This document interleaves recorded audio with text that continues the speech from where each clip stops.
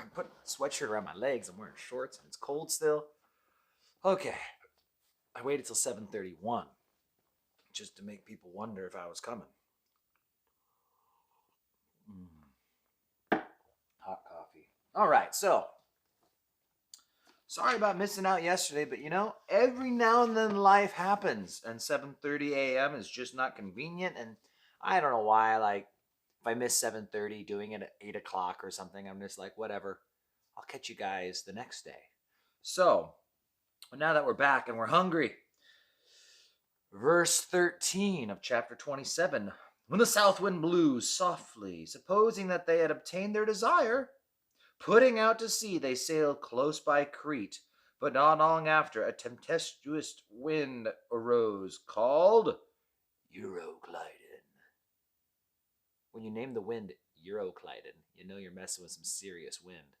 Once again, they're sailing to the south of Crete.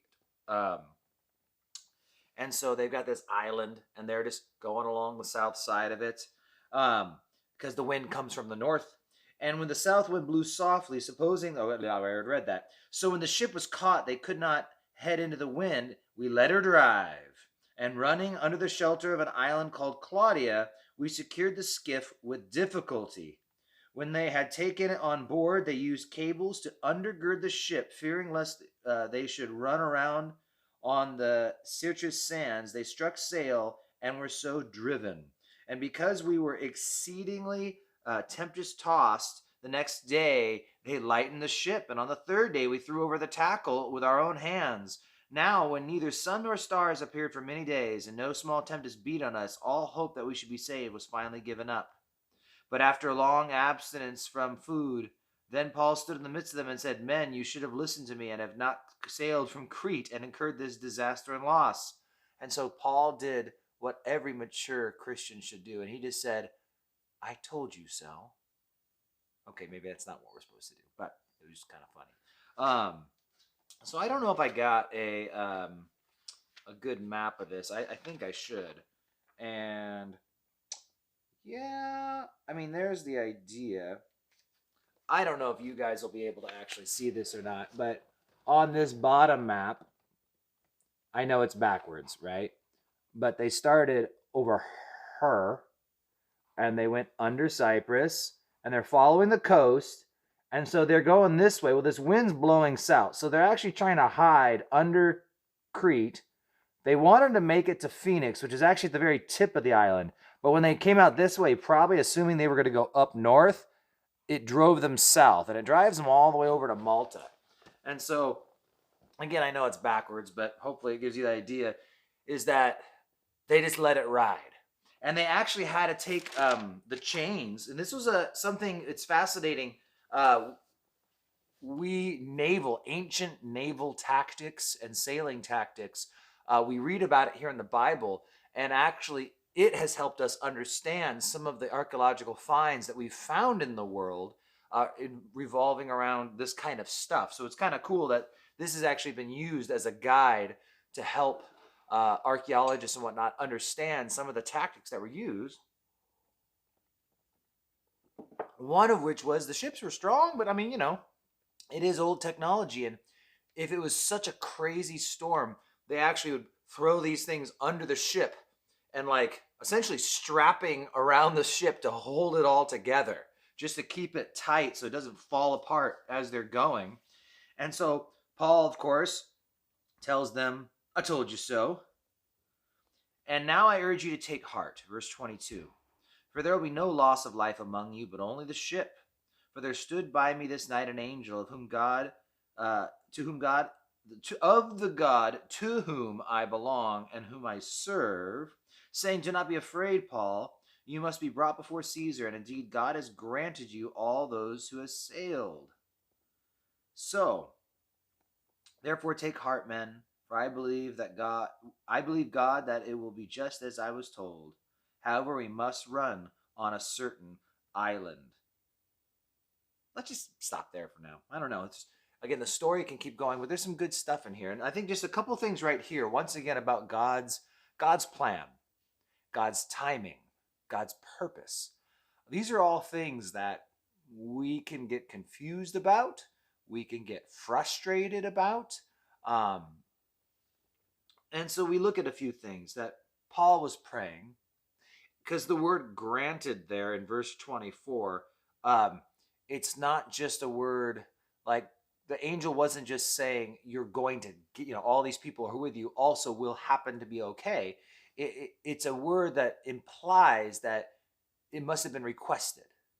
Paul had been praying for the lives of all those people on the ship. And so we're seeing that it's something that uh, it's going to happen. Then we see the faith of Paul in verse 25. I believe God that it will be just as it was told me. And that's something that can be really hard when we're going through hard times, when we're going through difficulties and troubles. It seems like we're a ship tossed at sea, right? When we're in troubled times. And you'll notice that they got to the point with this ship where they just let go, right? They realized like there's no point steering, there's no point sailing. Strike the sail and just let it run. And we're going to find out where this ship takes us. And that's where life can put us sometimes, where we just realize that we have no control over anything at all and that we just need to let it ride, and we're going to find out where it's going to land. But what we find is that during this period where we're doing practical things, this doesn't mean that you just like lay down and assume, well, I mean, it'll all pan out, because they were throwing tackle overboard, they were throwing supplies overboard. So along the ride, they were strapping those chains around to hold it all together, right? They weren't trying to force the direction that God was steering them, but they took the necessary steps to hold it all together while they were going on this ride. I'm sure that this symbolically represents something that a few of you can understand right now. That idea, I'm just along for the ride. I have to take certain steps. I have to take certain measures and precautions, but I realize I'm not the one steering this ship, and wherever we're going to land is where we're going to land. And along the way, prayers are being made. God is hearing and answering them, but Paul is assured that it's going to be the way God wanted it to be. And as we read the Bible, and as we continually read these promises and are reassured of these promises and reminded of these things, it's like, okay, God's word won't fail. So all these promises, I just need to remember them and apply them to my life as they are appropriately applied. And so it says, I believe that it'll be just as it was told. And I believe the scriptures will come to reality just as they are said. It's going to happen just the way God said it was going to. And in verse 26, and we must run on a certain island. Paul knows that they're not going to just land anywhere. And whether you're in a free fall right now, or maybe you're on a steady course, but you're not going to land just anywhere. You're going to land where God intended you to.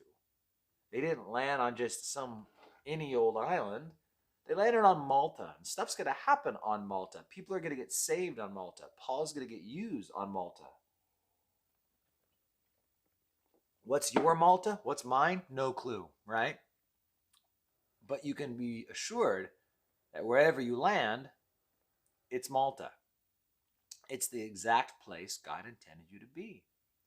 And maybe this is a short-term thing, right? A bunch of craziness is going on in your life right now, and sometime this week or the next, you're going to land in Malta. Or maybe this is like 40 years in the making. 40 years of being driven here and driven there, and then all of a sudden you realize, wow, it took 40 years to get me here. But now I'm where I belong. Now I'm where God wants to use me and do things.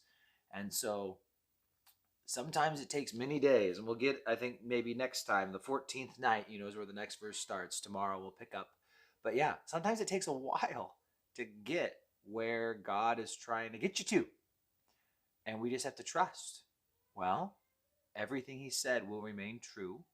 I'm going to end up exactly where he wanted me to end up.